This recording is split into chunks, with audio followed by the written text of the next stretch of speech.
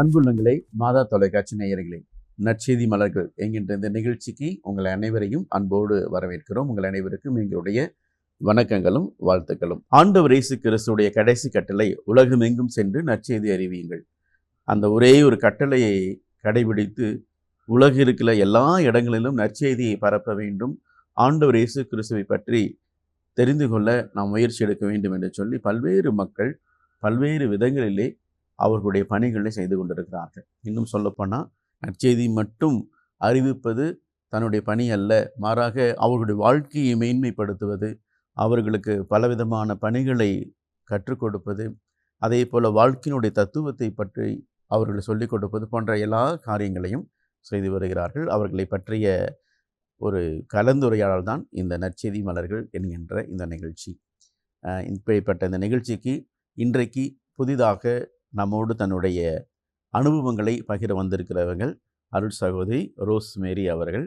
உங்கள் அனைவருடைய சார்பாக அவர்களை அன்போடு வரவேற்கிறேன். Welcome sister. சிஸ்டர், உங்கள் பேர் வந்து ரோஸ்மேரி. உங்களுடைய குடும்பத்தை பற்றி சொல்லுங்கள். எந்த ஊர்? என்னுடைய நேட்டிவ் வந்து ஒசூர் வட்டம் ஃபாதர். ஒசூரை தாண்டி ஒரு 20 கிலோமீட்டர்ஸ் போகணும். கிறிஸ்துபாளையம் சின்ன வில்லேஜ். கிறிஸ்துபாளையம்னா எல்லாருமே அதில் கிறிஸ்டியன்ஸ் மட்டும்தான், வேற யாரும் இல்லை. ஹிந்துஸ் எல்லாம் கிடையாது.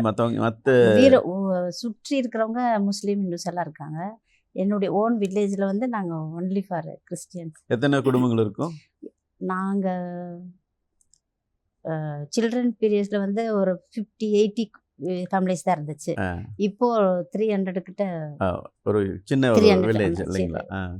அதில் வந்து எங்கள் அப்பா தாத்தா அவங்கெல்லாம் வந்து கொஞ்சம் அது நாட்டாமை அந்த மாதிரி இருந்தது தாத்தா பீரியட்ல. அப்புறம் அப்பா கண்டினியூ பண்ணாரு. அப்புறம் அவருடைய புள்ள நீங்க இல்லைங்களா? பேத்தி. ஆமா, பேத்தி. அப்பாவும் நாட்டாமை இருந்தாங்கல்ல. அப்புறம் அவர் இறந்ததுக்கு அப்புறம் அது அப்படியே வேற இதுக்கு வேற கைவிட்டு போயிடுச்சு. அப்புறம் சித்தப்பாவும் இறந்துட்டாரு. அதனால அதுக்கப்புறம் அதை எடுத்து பண்றவங்க இனியும் அந்த நாட்டாமை இருக்கு ஊர்ல. ஊர் கவுண்டர்னு இப்போ மாத்திருக்காங்க, பெரியவங்க அப்படி மாத்திருக்காங்க. மற்றபடி நாங்க 9 பேர் ஃபாதர். 9 நவ குழந்தைகளை. 7 பொண்ணுங்க 2 பையங்க. ஒரு அண்ணன் ஒரு தம்பி. எனக்கு 6 அக்கா. நான் தான் கடைசி பொண்ணு, 8வது. எனக்கு அப்புறம் தம்பி இருக்கா. கடைசி 8, அதுக்கப்புறம் தம்பி. சரி சரி சரி. அப்பா வந்து நாங்கள் வந்து பட்டு வளர்ப்பாங்களா ஃபாதர் அப்பெல்லாம், அந்த ஒரு இது. நாங்கள் ஒரு நேட்டிவ் வந்து ஒரிஜினல் பெங்களூர் ஃபாதர். தாத்தா பாட்டியெல்லாம் அப்புறம் இங்கே வந்து செட்டில் ஆகிட்டாங்க தமிழ்நாட்டில். அதுக்கப்புறம் அப்படியே கண்டினியூ ஆயிடுச்சு. அந்த பட்டு வளர்க்குறது அந்த புழுவில் இருந்து அது எப்படி பண்ணுவீங்க? அதுக்கு தீனியெல்லாம் போடணும். அதுக்கு ஆட்கள் வேணும் நிறைய. அப்போ நாங்கள்லாம் கூட்டு குடும்பமாக இருந்தோம், அத்தை மாமா அப்படி எல்லாருமே. அதுக்கப்புறம் அவங்கெல்லாம் மேரேஜ் ஆன உடனே அப்படி பிரிஞ்சு போனதுனால அந்த தொழில் அப்படியே மறைஞ்சிருச்சு. எங்கள் அத்தை பையன் மட்டும் ஒருத்தர் மட்டும் அது கண்டினியூ பண்ணுறாரு. சரி சரி சரி சரி. மற்றபடி எங்களுக்கு நிறைய விவசாயம் தான். அப்பா அம்மா 2 பேருமே. அப்புறம் எங்கள் அப்பா வந்து நான் 5 வயசில் இருக்கும்போதே இறந்துட்டார். அது சரி சரி சரி. அம்மாவுடைய வளர்ப்பு தான். அதனால் கொஞ்சம் அம்மாவோட அட்டாச்மெண்ட் அதிகம். 1.5 இயர்ஸ் பேக் அம்மாவும் இறந்துட்டாங்க. இப்போ 2 அக்கா மார்க தம்பி மார்க அண்ணன் மார்க செட்டில் ஆயிட்டாங்க. எல்லாருமே செட்டில். சரி சரி சரி சரி சரி. எல்லாருக்குமே குழந்தைங்க, அவங்க குழந்தைங்க மேரேஜ் ஆகிட்டு அவங்களுக்கு குழந்தைங்க ஆயிடுச்சு. அதனால பெரிய ஃபேமிலி. Okay okay. உங்களுக்கு எப்படி தேவ அழைத்தல் கிடச்சிச்சு? எங்கள் வீட்டில் நாங்கள் 9 பேர். அப்பா இருக்கிற வரைக்கும் யாரையும் எஜுகேஷனுக்கு அனுப்ப விரும்பலை அவர். எல்லாமே பொண்ணு பிள்ளைங்கள போனதுனால அவருக்கு அதில் கொஞ்சம் இது கம்மி. படிக்க வைக்கணுங்கிற ஆர்வம் இல்லை. அடுத்த வீட்டுக்கு போகிறதுனால எதுக்கு வேஸ்ட் பண்ண. அதனால் அவர் இறந்ததுக்கு அப்புறமா தான் எங்கள் அம்மா வந்து என்னையும் என் தம்பியும் பள்ளிக்கூடத்துக்கு அனுப்பிச்சாங்க. உங்கள் பெரியவங்கெல்லாம் படிக்கல? யாரும் எல்லாம் 2nd 3rd ஸ்டாண்டர்ட் அதோட முடிச்சிட்டாங்க. சரி சரி. அதுக்கப்புறம் அப்போ நிறைய லேண்டெல்லாம் இருந்ததுனால எல்லாரும் வேலைக்கு வேலை பார்க்குற மாதிரி அப்படி அனுப்பிச்சிட்டாரு. அப்போ தாத்தா அம்மா சைடில் இருக்கிற தாத்தா பாட்டிதும் நிறைய இது இருந்ததுனால அவங்களுக்கு கூட யாரும் இல்லை. எங்கள் அம்மாவும் பெரியம்மா மட்டும்தான். ஆனால் அவங்களுடைய லேண்டும் பார்க்குறதுக்கு யாரும் இல்லைன்னு எல்லாம் எங்கள் அக்காங்க அப்படியெல்லாம் போய் எல்லாம் ஷேர் பண்ணி வேலை செஞ்சதுனால யாரும் ஸ்கூலுக்கு போக முடியல. அதுக்கப்புறம் நான் உங்க தம்பியும் நானும் படிப்புல மட்டும் வந்து உங்க குடும்பத்துல வந்து படிக்கிறதுல வந்து நீங்களும் உங்க தம்பி தம்பி மட்டும் மட்டும் தான். அது தம்பி கூட அப்புறம் 8th 9th அப்புறம் ஸ்டாப் பண்ணிட்டாரு படிக்க. ஒரே பட்டதாரி நீங்க தான் நினைக்கிறேன். அப்புறம் நானே கண்டினியூ பண்ண வேற அது கொஞ்சம் ஃபேமிலி சுச்சுவேஷன் அப்போ வந்து கொஞ்சம் இதாக இருந்துச்சு.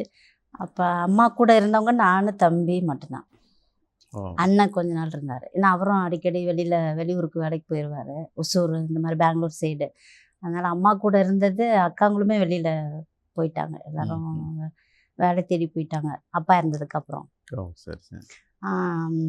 அப்போ தம்பி நானும் இருந்து கண்டினியூ பண்ணோம். அவரும் எனக்கு முடியலன்னு சொல்லிட்டாரு. அவருக்கு அது இன்ட்ரெஸ்ட் இல்லை, வாத்தியார் டீச்சருங்களாம் அடிக்கிறாங்கன்ட்டு டிஸ்கண்டினியூ அவரு பண்ணிட்டாரு. நிறுத்திட்டாங்க. நாங்களும் எவ்வளவோ ட்ரை பண்ணோம். அவர் 4 மணிக்கு எழுப்பி விட்டுருவாங்க அம்மா படிக்கிறதுக்கு. அவங்க எழுந்திரிச்சு ஜெபம் சொல்லுவாங்க. காலையிலேயே 4 மணிக்கு எழுந்திரிச்சு ஜெபம் சொல்லுவாங்க. அதுக்கப்புறமா தான் மற்ற வேலையெல்லாம் செய்வாங்க. எங்களை எழுப்பி விட்டுட்டு விளக்கு வச்சு கரண்ட் இருக்காது. பைபிள் ஆமாம் அப்போ இல்லை.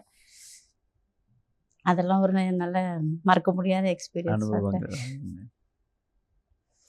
அப்புறம் அதுலேயே அவங்க வேறு வேலையை செஞ்சிட்டு இருந்தாங்க சைடில். அம்மா எங்களை பார்த்துட்டு இந்த வீட்டு வேலை அந்த வேலை எல்லாம் சைடில் சத்துணவு டீச்சராக இதாக இருந்தாங்க. அம்மா இருந்தாங்க. ஓ, சரி சரி. அதையும் சைடில் பார்த்துட்டு இருந்தாங்க அப்பா இறந்ததுக்கு அப்புறமா. அதுக்கு முன்னாடி அவங்க வீட்டை விட்டு கோயில் கூட போக மாட்டாங்க.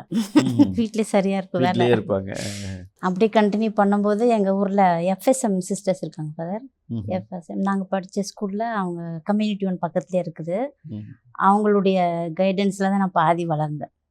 நான் ஸ்கூலு 5th வரைக்கும் ஊர்லேயே இருந்துச்சு. 6th to 10th வரைக்கும் கொஞ்சம் 3 கிலோமீட்டர்ஸ் டெய்லி அப் அண்ட் டவுன்னு 6 கிலோமீட்டர்ஸ் நடக்கணும். நடந்து போயிட்டு தான் வருவீங்க 3 கிலோமீட்டர் படிக்கிறதுக்கு. போயிட்டு ரிட்டர்ன் வரணும்.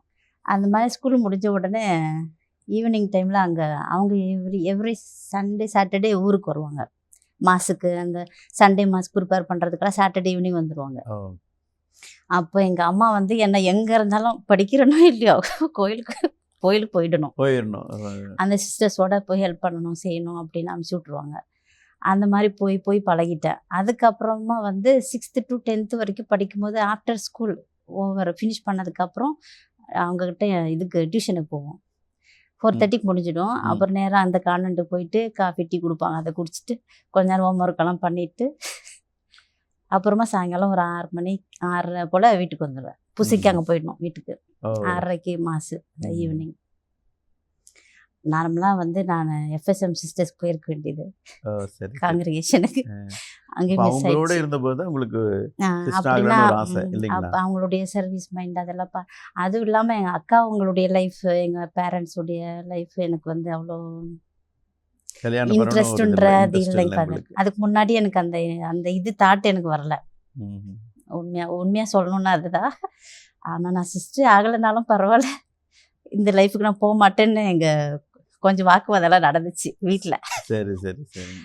அப்போது அது அப்படியே கண்டினியூ ஆயிடுச்சு. அப்புறம் 12th எங்கள் ஊரில் 10th வரைக்கும் தான் இருந்துச்சு. 12th வரைக்கும் சேலம் சென்ட் மேரிஸில் படித்தோம், அரிசிப்பாளையத்தில். அப்போ வந்து நாங்கள் ஒரு 4 பேர் போனோம் ஒன்றா. என்ன மாதிரி என்னுடைய கம்பெனியன்ஸ் 4 பேர் போனோம். ஃப்ரீ ஆஸ்பேரன்ஸாக தான் போனோம். அப்போ ஜாயின் பண்ணிட்டீங்களா நீங்கள் அங்கே படிக்கிறதுக்கு? 11th 12th அப்படியே ஜாயின் பண்ணுற மாதிரி அமுச்சு விட்டாங்க. அந்த டைமில் எங்களுக்கு ஒன்றும் புரியல. ஃபாதர் அங்கே யார் இருந்தாரோ அவரை வந்து இப்படி அமுச்சு விட்டாங்க. போய் படிக்கதான் போனீங்க, ஆனால் சிஸ்டர்னு போகல. ஆனால் அவங்க தேர் எக்ஸ்பெக்டட் படித்து முடிச்ச உடனே அப்படியே ஜாயின் பண்ணிடுவாங்கன்ட்டு. அப்புறமா 12th முடித்த உடனே ஹாலிடேஸ்க்கு வந்துட்டோம். அந்த சம்மர் ஹாலிடேஸ்க்கு நிறைய காங்கிரிகேஷன் சிஸ்டர்ஸ் எல்லாம் வந்தாங்க. வேறு யூஸ்வலாக வர்ற மாதிரி வந்துட்டு இருந்தாங்க. அப்போவே ப்ரெசன்டேஷன் கான்வென்ட் ஒசூரில் வந்துச்சு. அதுக்கு முன்னாடியில் இருந்துச்சு. அதில் என்னுடைய அக்கா ஒருத்தர் லேப் அட்டெண்டராக அவங்களுக்கு ஸ்கூலில் வேலை செஞ்சுட்டு இருந்தாங்க, என்னுடைய ஓன் சிஸ்டர். அவங்கள பார்க்க எவ்ரி சண்டே நானும் அம்மாவும் போவோம். அவங்க அங்கேயே ஸ்டே ஆகிட்டாங்க. வந்து போக முடியாதுன்ட்டு அங்கேயே ஸ்டே ஆகிட்டாங்க. நாங்கள் அப்பப்போ பார்க்க போவோம். அப்போது சிஸ்டர் தெல்மான்னு சொல்லி ப்ரெசன்டேஷன் எங்கள் காங்கிரிகேஷன் சிஸ்டர் அங்கே இருந்தாங்க. கேரளா, அவங்க ஒரு ஃப்ரம் கேரளா. அவங்களுடைய இன்ஸ்பிரேஷன் கூட எனக்கு ஹெல்ப் பண்ணிச்சுன்னு சொல்லலாம். ஆனால் அவங்க வந்து உடனே எடுத்துக்குவேன்னு சொல்லலை. ரொம்ப யோசிச்சு சொல்லுங்கள். நானே சொன்னேன் இந்த மாதிரி நான் உங்களுக்கு 12th முடிச்ச பிறகு 12th முடிச்ச உடனே அந்த ஹாலிடேஸில் ஹாலிடேஸில். Okay okay. எனக்கு அது வந்து மறந்துச்சு. மறக்கல. அது வந்து யாரும் கூட இருந்தவங்களும் மாட்டேன்னு சொல்லிட்டாங்க அங்க. நான் மட்டும் எப்படி போறது? அப்படி யோசிச்சுட்டே இருந்தேன். சேம் டைம் அது சிஸ்டர்ஸ் விசிட்டுக்கு வந்தாங்க. வந்தப்ப சொன்னாங்க, இந்த மாதிரி சிஸ்டர்ஸ் ஒசூர்ல இருக்கிறாங்க. நீங்க அப்படி பார்க்கறதா இருந்தா அவங்கள போய் பாருங்க அப்படின்னு சொல்லி விட்டுருந்தாங்க. அதே மாதிரி நாங்க விசிட்டுக்கு போனோம். அப்போ அவங்க சிஸ்டரை பார்த்தோம். ஆனா அவங்க வந்து எடுத்துக்கிற மாதிரி சொல்லவே இல்ல. இது ரொம்ப கஷ்டம். உங்களால முடியாது. நீ கடைசி பொண்ணு. வீட்டில் வேற செல்லமாக வளர்த்துருக்காங்க அவங்க அம்மா. அதனால யோசிச்சு சொல்லுங்க அப்படின்ட்டு அமுச்சு விட்டுட்டாங்க. அப்புறமா பங்கு ஃபாதருமே நல்லா அந்த ஸ்பிரிச்சுவல் லெவலில் அவருமே குழந்தைங்களெல்லாம் நல்லா வராத குழந்தைங்களாம் வீடு வீடு தேடி போய் கூட்டிகிட்டு வருவார் ஃபாதர் பூசைக்கு ஈவினிங். அதனால இல்லைன்னா அடி விழுவும் அடுத்த நாள். அந்த அந்த பயத்துக்காகவே கூட ஈவினிங் மாசுக்கு வந்துடுவோம் எல்லாரும். அந்த மாதிரி அவருமே அந்த அந்த பக்தியில் கொண்டு வர்றது, அந்த பக்தி முயற்சிகள் வந்து நிறைய வளர்த்து விட்டார் ஃபாதர். அதுவுமே எனக்கு யூஸ்ஃபுல்லாக இருந்துச்சு அந்த ஒகேஷனை கண்டுபிடிக்கிறதுக்கு. அவர் அப்புறம் இப்படி இதே மாதிரி 2 வீக்ஸ் அந்த 2 months போயிடுச்சு. அந்த எண்ட் ஆஃப் மந்தில் வந்து நானே சொல்கிறேன், நான் வந்து பார்க்குறேன். சிஸ்டர் வந்து அப்போவுமே யோசிக்க தான் சொன்னாங்க. நான் வந்து பார்க்குறேன், முடிஞ்சிச்சுன்னா இருக்கிற, முடியலன்னா போயிடுறேன்னு தான் வந்தேன். அது அப்படியே கண்டினியூ. Okay okay okay. அப்போ உங்களுடைய தேவள்ளத்திற்கு வந்து அம்மா ஒரு ஜபம் இல்லைங்க? ஆமாம், அது கண்டிப்பாக. ஒன்று. ரெண்டாவது அது ஒரு எக்ஸ்பீரியன்ஸ் சொல்ல மறந்துட்டேன் ஃபாதர். 12th முடித்த உடனே சேலம் சென்ட் மேரிஸில் படித்த நர்சிங் குரூப் தான் நாங்கள் படித்தோம். அப்போ உடனே கவர்மெண்ட்லேருந்து எங்களுக்கு இந்த ஸ்கூல் படிக்கிறதுக்கு அவங்களாவே இது அனுப்பிச்சி விட்ருந்தாங்க, ஃபார்ம் அனுப்பிச்சு நாங்களே இது எடுத்துக்கிறோம் அப்படின்ட்டு. இந்த இது வந்து எனக்கு தெரியல. என் அம்மா வந்து அந்த லெட்டர் வந்த உடனே கொண்டு போய் யார்கிட்டையும் கொடுத்து படிச்சிருக்காங்க. நான் எங்கே போயிடுவேணும்னு நினச்சிட்டு அந்த ஃபார்மை வராத மாதிரியே காமிச்சிட்டாங்க. நான் போயிடுவேன், படிக்க போயிடுவேன் அப்படின்ட்டு. அதுக்கப்புறம் ஸ்கூலுக்கு இது கான்வென்ட் ஜாயின் பண்ணதுக்கு அப்புறமா தான் சொன்னாங்க, இந்த மாதிரி அந்த பக்கத்து வீட்டு ஆண்டி சொன்னாங்க, இந்த மாதிரி உங்கள் அம்மா நீ சிஸ்டராகவே போயிருக்க மாட்டேன், இந்த மாதிரி இது நேரத்துக்கு நர்ஸாகி கவர்மெண்ட் ஜாபே தேடி இருந்திருப்ப அப்படின்னு சொன்னாங்க. எனக்கு அப்போ தான் அப்போ புரியலை எதுக்கு இப்படி சொல்கிறாங்கன்ட்டு. அப்புறமா கேட்கும்போது தான் சொன்னாங்க, உங்கள் அம்மா வந்து உன்னை கான்வென்ட்க்கு அனுப்பணுன்னே அந்த வந்து இது காமிக்காமே இருந்திருக்காங்க. அவங்க விரும்பியிருக்காங்க ஃபாதர், ஒரு பொண்ணை கொடுக்கணும்னு விரும்பியிருக்காங்க. அது தெரியாமல் நானுமே எனக்கு அந்த இது இதில் வளர்த்துருக்கேன் நானும். Okay okay. ஒருவேளை அந்த சிஸ்டருக்கு முன்னாடி அந்த ஃபார்ம் கிடைச்சிருந்தா போயிருப்போம், அங்கே போயிருப்போம், நர்ஸாக போயிட்டு. இது அவங்களாவே தேடி கூப்பிடும்போது அதை மிஸ் பண்ணியிருக்க மாட்டாங்க. அப்போது நானும் அதை எதிர்பார்க்கல, கூப்பிடுவாங்கன்னு எதிர்பார்க்கல. அது வந்திருக்கு வீட்டு தேடி அந்த ஃபார்மை வந்து. அதுக்கப்புறமா இப்பயும் நான் இடையிலலாம் யோசிப்பேன், நாம் வராமல் இருந்தேன் இவ்வளோ நர்ஸாகி கவர்மெண்ட் ஜாப்ல நர்ஸாக இருந்திருப்பீங்க. கடவுளுடைய அழைத்தல்கள் கொஞ்சம் டிஃப்ரெண்ட் இல்லைங்களா? அவருடைய காரியங்கள் வேறு. உண்மைதான் ஃபாதர். ஆனால் இப்போ ரொம்ப சந்தோஷமாக இருக்கிறீங்க. நான் ஒரு நாளும் இது பண்ணதே இல்லை, அதை வந்து இது பண்ணதே இல்லை, ரெக்ரெட் பண்ணதே இல்லை father. I am very happy. இது நீங்கள் கோடி கொடுத்தா கூட நான் இது வந்து இந்த லைஃப் விட்டு கொடுக்க மாட்டேன். இப்போ அவ்வளோ இன்ட்ரெஸ்டாக இருக்கிறீங்க. சிஸ்டர் ஆனது சந்தோஷம், மகிழ்ச்சி இல்லைங்களா? Okay okay. அந்த அப்பப்போ இன்சிடெண்ட் வரும், அந்த ஏற்றம் இறக்கங்கள் வரதான் செய்யுது. ஆனால் அதுலேயுமே எனக்கு வந்து இந்த லைஃபுக்கு அதுக்கும் வித்தியாசம் இருக்குது. Okay okay. சரிங்க சிஸ்டர். இப்போ சிஸ்டர் அங்கே போகும்போது அம்மாவுக்கு ரொம்ப சந்தோஷம் இல்லைங்களா? கண்டிப்பாக அனுப்பிச்சாகணும் அப்படிங்கிற விரும்பினாங்க. உங்க கூட பிறந்தவங்க என்ன சொன்னாங்க? அப்போ வந்து அவங்க இப்பயும் சொல்றாங்க, எங்களையெல்லாம் விட்டுட்டு நீ எஸ்கேப் ஆயிட்ட அப்படின்னு. நல்ல பங்கு தேர்ந்துகொண்டா அப்படிங்கிறது. அப்புறமா அவங்க படிக்கல, வேற எங்களையெல்லாம் படிக்க வைக்கல, உன்னை மட்டும் படிக்க வச்சுட்டாங்கன்ற அந்த ஃபீலிங்ஸ் அவங்களுக்கு. அவங்க குடும்பத்தில் நீங்கள் மட்டும்தான் படிச்சதுனால அவங்க அதை இடையில சொல்லி காமிப்பாங்க. அவங்களுடைய அந்த ஆதங்கம், அந்த எக்ஸ்பீரியன்ஸ், அவங்களுடைய லைஃபு மிஸ் பண்ணுறாங்க அவங்க. ஆனால் படிக்க வைக்கிறதா படிச்சிருப்பாங்க சார். எல்லாரும் நல்ல ஒரு நல்ல ஸ்மார்ட்னஸ் இருக்கக்கூடியவங்க தான் இப்பயும் நான் ஃபீல் பண்ணுறேன். படிச்சிருந்தாங்கன்னா எல்லாரும் இங்கே இந்த ரீதியாக இருந்திருப்பாங்க. சரி சிஸ்டர், இப்போ வந்து நீங்கள் பிரசிடென்ஷியல் கான்வென்ட்டில் படிக்க போகிறீங்க இல்லைங்களா? காங்கிரிகேஷனில் நீங்கள் போனீங்க. ஆமாங்க சார். உங்களோட அனுபவங்கள் அங்கே எப்படி இருந்துச்சு? ஏன்னா ஃபஸ்ட்டு டைம் வீட்டை விட்டுட்டு நீங்கள் வெளியே போய். நான் ஏற்கனவே 2 years வந்து ஹாஸ்டலில் தங்கி படித்ததுனால எங்களுக்கு அந்த இது தெரியல ஃபாதர். ஏன்னா அம்மாவுக்கு அப்போ அம்மாவும் தனியாக இல்லை, அண்ணாவுக்கு மேரேஜ் பண்ணி அண்ணோடைய ஒய்ஃபு அண்ணி கூட இருந்ததுனால எனக்கு அந்த இது அந்த ஃபீலிங் ஐயா தனியாக விட்டுட்டு போகிறோமேன்ற அந்த கவலை இல்லாமல் இருந்துச்சு. ஏன்னா நான் ரொம்ப அட்டாச்சு, நானும் தம்பி அம்மாவோட. அதனால் விட்டுட்டு போனால் எப்படி இருப்பாங்களோன்ற அந்த கவலை இருந்துச்சு எனக்கு. அதுக்காகவே நாங்கள் அவருக்கு மேரேஜ் பண்ணி அண்ணியை வந்து அம்மா கூட விட்டுட்டு போனதுனால நான் அந்த ஃபீல் பண்ணலை. படிக்கணுங்கிற ஆர்வம் இருந்துச்சு. அதுக்கப்புறம் அது 12th முடிச்ச உடனே இங்கே வந்து அப்புறம் அங்கே ஜாயின் ஆகிட்டோம். ஜாயின் ஆன அந்த 3 years ஃபார்மேஷன் வந்து எனக்கு அவ்வளோவா கஷ்டமாக தெரியும். எல்லோரும் சொல்லுவாங்க ரொம்ப கஷ்டமாக இருந்துச்சு, ஒவ்வொருத்தரும் ஒவ்வொரு மாதிரி பார்க்குறாங்க, அப்படி இப்படிலாம் இருந்துச்சு. ஏன்னா I experienced already all these things in the family itself. அதனால எனக்கு அது வந்து ரொம்ப கஷ்டமாக தெரியல. இதுதான் லைஃபுங்கிற மாதிரி, இந்த ஃபார்மேஷன் வேணுங்கிற மாதிரி எடுத்துக்கிட்டேன் நான். இந்த லைஃபுக்கு இது வேணுங்கிற மாதிரி நான் முதல்ல நீங்கள் ப்ரிப்பேர் ஆகிட்டீங்க. 12th முடிச்சுன்னா போய் ஜாயின் பண்ணீங்க. ஆமாங்க. ஓகே. உங்க ஃப்ரெண்ட்ஸ் எல்லாம் இருந்திருப்பாங்க இல்லைங்களா? ஆமாங்க. அவங்கள எப்படி சொல்றாங்க? அதில் 2 பேர் இதாகிட்டாங்க, மேரேஜ் ஆகிட்டாங்க. ஒருத்தர் வந்து அகஸ்டின் மிஷனரிஸ்க்கு என்னுடைய கசின் சிஸ்டர் தான், அவங்களும் அதுக்கு ஜாயின் பண்ணிட்டாங்க. உங்கள் காங்கிரிகேஷனுக்குள்ள உங்களோட சேர்ந்தவங்க சொல்கிறீங்க? அந்த 4 பேர் கம்பெனின்னு ஒன்றா போகணுன்னு சொன்னோம்ல, அதில் ஒருத்தர் அகஸ்டின் மிஷனரிக்கு போயிட்டாங்க. நான் இங்கே வந்துட்டேன். மற்ற 2 பேரும் மேரேஜ் பண்ணிட்டாங்க. சரி சரி. சிஸ்டர் ஆனீங்க, கடைசி வார்த்தை பாட்டு கொடுப்பீங்களா இல்லைங்களா? ஆமாங்க. அப்போல்லாம் உங்களுடைய அனுபவங்கள், 2வது உங்களுடைய பெற்றோர் அம்மாவுடைய அனுபவம் எப்படி இருந்துச்சு? நாங்கள் சிஸ்டர் ஆகி 2nd year ஃபாரின் போயிட்டோம் ஃபாதர்.